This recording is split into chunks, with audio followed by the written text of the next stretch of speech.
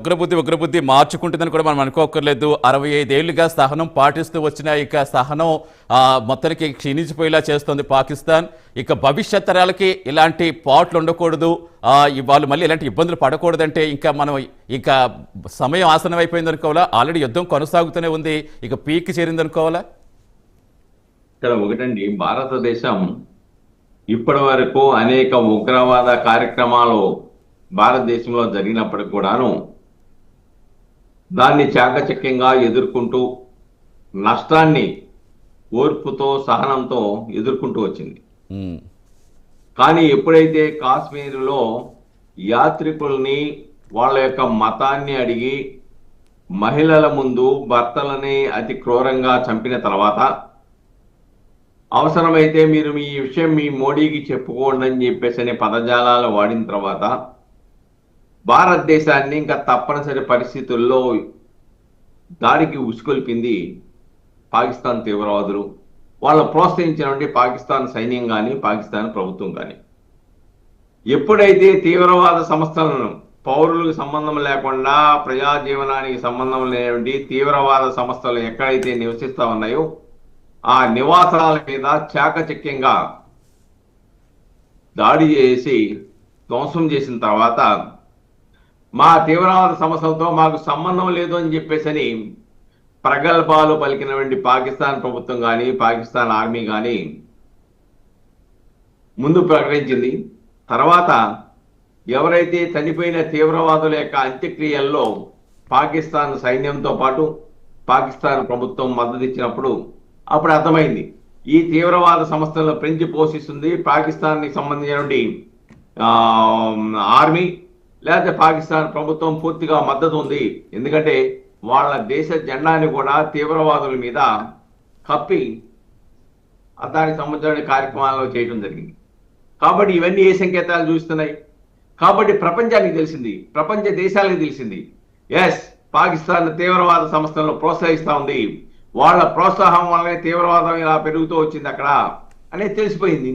కాబట్టి అందుకే ప్రపంచంలో ఉన్న దేశాలన్నీ కూడా పాకిస్తాన్కి వ్యతిరేకంగా మాట్లాడుతున్నాయి, తీవ్రవాదానికి వ్యతిరేకంగా మాట్లాడుతున్నాయి.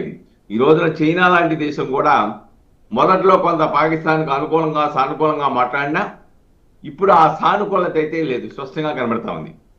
కాబట్టి ఇప్పుడు ప్రపంచంలో పాకిస్తాన్ ఒంటరి దేశమైంది. అయితే ఒక దురదృష్టకర పరిణామం ఏంటంటే IMF పాక్కి $100 కోట్ల అప్పు ఇవ్వడానికి సంసిద్ధత వెలిపుచ్చిందనే వార్త వచ్చినప్పుడు డెఫినెట్ గా ఇది తీవ్రవాదాన్ని ప్రోత్సహించడమే. తీవ్రవాదాన్ని ప్రోత్సహించడానికి కావాల్సిన ఆర్థిక పరమైన అప్పులు ఇవ్వటమే ఇది. కాబట్టి అటువంటి విధానాన్ని విన్నాడకపోతే IMF బ్యాడ్ అవుద్ది, ప్రపంచవ్యాప్తంగా బ్యాడ్ అవుద్ది. ఇది అంతకన్నా ముందు మీరు చెప్పినట్టుగా మరి అనంతపురానికి చెందింది మురళీ నాయక్ ఈ దేశ ప్రజలను కాపాడటానికి దేశ భద్రత కోసం బోర్డర్లో ఈ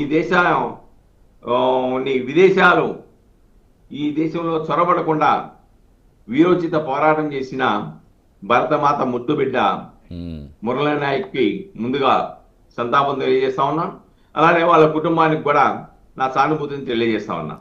ఎందుకంటే చాలా చిన్న వయసు ఒక్కడే కుమారుడు. పాకిస్తాను పౌర విమానాలని అడ్డు పెట్టుకొని సికండి పాత్రలాగా ఈ రోజున వాళ్ళు యుద్ధానికి దిగుతూ ఉన్నారు.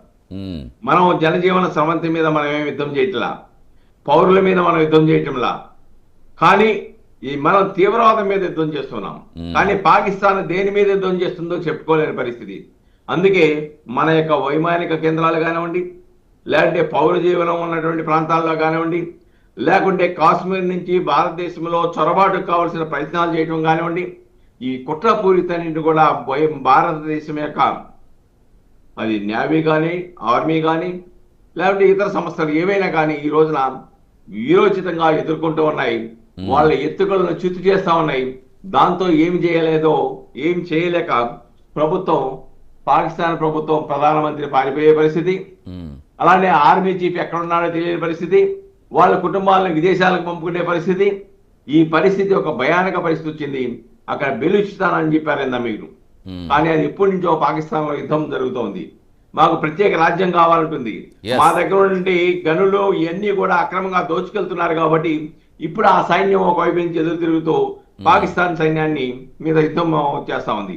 అంటే అది సుబ్బారావు గారు ఇక్కడ ఎస్ సుబ్బారావు గారు వైపున భారతం ఏదైతే ఉందో తీవ్రవాదం మీద తీవ్రంగా యుద్ధం చేస్తా ఉంది. పాకిస్తాన్ చేసే కుట్రల్ని, యుద్ధ నియమాలను ఉల్లంఘించి చేస్తున్న అంశాలను కూడా ప్రతిఘటిస్తూ ఈ రోజున వీరోచితంగా ఈ దేశ ప్రజలను మీరు నిద్రపోండి, మేము బోర్డర్లో ఈ దేశాన్ని మేము కాపాడుతామని వాళ్ళు త్యాగాలకు సిద్ధమై దేశభక్తులుగా ఈ రోజున ప్రజల ముందు నిలిచారు. వాళ్ళు ఈ రోజున పాకిస్తాన్ యొక్క ఎత్తులను చిత్తులు చేస్తూ ఈ రోజున వాళ్ళు పంపుతున్నటువంటి ఏవైతే ఉన్నాయో అనేకమైనటువంటి డ్రోన్లని వీరోచితంగా ఎదుర్కొంటున్నారు.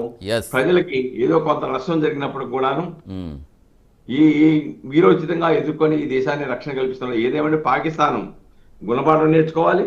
ఎవరైతే తీవ్రవాదులు భారతదేశం అడిగినట్టుగా మౌలానా మసూద్ అజర్ కానీ హఫీజ్ సయీద్ని మాకు అప్పగించాలని ఏదైతే భారత్ డిమాండ్ చేస్తుందో ఆ డిమాండ్ని కనుక ఒప్పుకోకపోతే పాకిస్తాన్ ప్రపంచ చిత్రపటంలో నుంచి పక్క దొరికే ప్రమాదం కూడా లేకపోలేదు.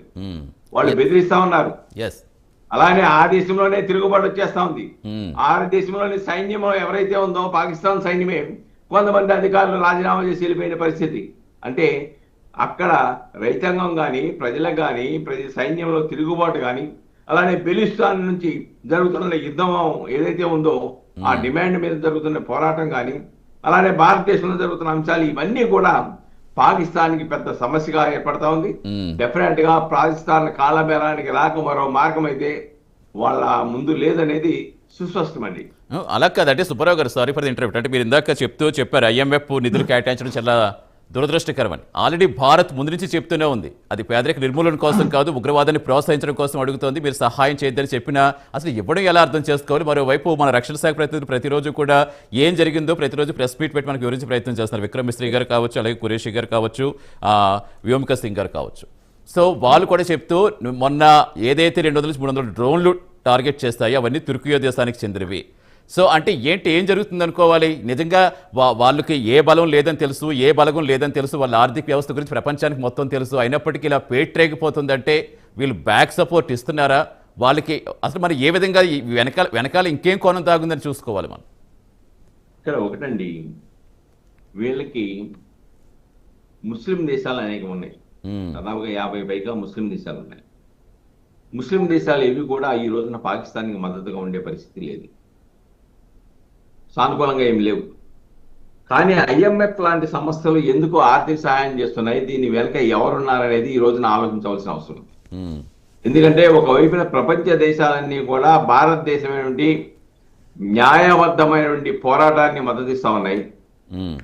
పాకిస్తాన్ లో పెంచి పోషించిన ఉగ్రవాదానికి ఈ ప్రపంచానికి ఉగ్రవాదం తీవ్రమైన సమస్యగా ఉత్పన్నమవుతోంది.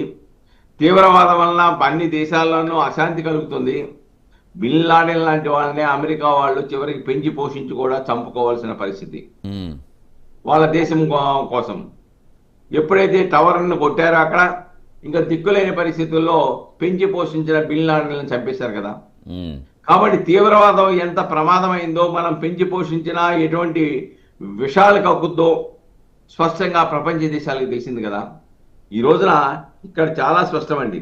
దీంట్లో అత్యధిక భాగం ఐ థింక్ టర్కీ నుంచి వచ్చినటువంటి ఆయుధాలు వాడుతున్నారనేది తెలుస్తా ఉంది. అవును. అలానే చైనా గతంలో కొన్నటువంటి ఆయుధాలు ఏవైతే ఉన్నాయో అవి ఇప్పుడు ఈ యుద్ధంలో వాడుతున్నట్టుగా వాళ్ళు టెక్నికల్ గా కొన్ని ఆయుధాలు లేనటువంటి డ్రోన్లను లేకపోతే ఆయుధాలు లేనటువంటి వాటిని కూడా వాళ్ళు విడుదల చేసి మన దేశం మీదకి పంపి టెస్ట్ చేస్తున్నారు అనేది కూడా ఒక ఆలోచన ఉంది. వాటి పనితీరు చాకచక్యంగా మన సైన్యం ఇప్పటికైనా కానీ ప్రపంచంలో ఉన్న ఏ దేశం కూడా సాహసించి పాకిస్తాన్ పెంచి పోషిస్తున్న తీవ్రవాదానికి మద్దతుగా ఇచ్చే ధైర్యం ఈ దేశానికి లేదు. కాబట్టి ఈ రోజున భారతదేశం చేసేటువంటి నీతి, నిబద్ధత, నిజాయితీ, యుద్ధ సూత్రాలని దాటకుండా ఈ రోజున పౌరులకి ఏమి ఇబ్బంది కలగకుండా ఈ రోజున భారతదేశం చేస్తున్న సాహసోపేతమైన పోరాటం ఇది. దీంట్లో ఎవరైతే సైనికులు ఉన్నారో సైనికులు వాళ్ళు వాళ్ళ త్యాగాలు చేసి ఈ భారతదేశంలో ఉండే కోట్లాది మంది ప్రజల యొక్క రక్షణ కల్పిస్తున్నటువంటి ఒక భరతమాత పుత్రులుగా వాళ్ళని మనం ఈ రోజున పూజించవలసిన అవసరం అయితే ఉందండి. రైట్ అండి సార్, కంటిన్యూ చేద్దాం. ఎస్, మనతో పాటు చిట్టిబాబు గారు జాయిన్ త్రిపురం చిట్టిబాబు గారు, విశ్లేషకులు. నమస్తే, మీ దగ్గరికి వస్తాను చిట్టిబాబు గారు.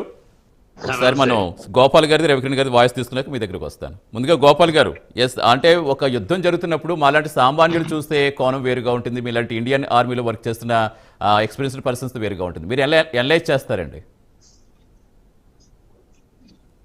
ప్యానెల్ ఉన్నటువంటి ప్రతి మీకు ప్యానెల్ ఉన్నటువంటి సభ్యులందరికీ